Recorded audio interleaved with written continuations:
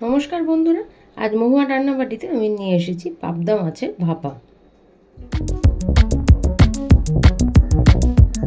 দেখে নেব কিভাবে বানিয়েছি। প্রথমে 1 চামচ পরিমাণ সর্ষে আর 1 চামচ পরিমাণ পোস্ত আর 2টো কাঁচা লঙ্কা আমি মিক্সিতে পেস্ট করে নিয়েছি। এবার একটা বাটির মধ্যে এই পেস্টটা আর 1 চামচ পরিমাণ দই নিয়ে খুব ভালো করে মিশিয়ে নিয়ে তার মধ্যে হলুদ গুঁড়ো, লঙ্কা গুঁড়ো আর কাশ্মীরি লঙ্কার গুঁড়ো মিশিয়ে জল দিয়ে গুলে রেখে দিয়েছি। এবার মাছগুলোকে ভালো করে ধুয়ে নিয়ে একটা টিফিন বক্সের মধ্যে সাজিয়ে এইভাবে রেখে দিচ্ছি। আর এর উপর থেকে আমরা যে পেস্টটা বানিয়েছি সেই পেস্টটা উপর থেকে ঢেলে দিলাম আর জল মিশিয়ে সেটাও দিয়ে দিলাম এর মধ্যে। এবারে এই মিশ্রণটা চামচে করে একটু নেড়ে দিলাম যাতে নিচে পর্যন্ত এটা যায়, আর এর উপরে পরিমাণ মতো নুন ছড়িয়ে দিলাম। এবার কাঁচা লঙ্কা সাজিয়ে দিলাম আর উপর থেকে কাঁচা সর্ষের তেল ঢেলে দিলাম। এবার আরও একটু নাড়িয়ে নিয়ে তারপর ঢাকা দিয়ে বন্ধ করে দিলাম।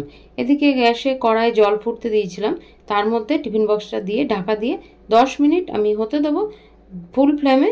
এবার বন্ধ করে আরও 10 মিনিট রেখে দেবো। তারপর নিচে নামিয়ে গরম গরম ভাতের সঙ্গে পাবদা মাছের ভাপা একেবারে রেডি। আর ভিডিওটা যদি ভালো লেগে থাকে তাহলে অবশ্যই আমার চ্যানেলটা সাবস্ক্রাইব করে আমার সঙ্গে থাকবেন। ভালো থাকবেন, সুস্থ থাকবেন। ধন্যবাদ।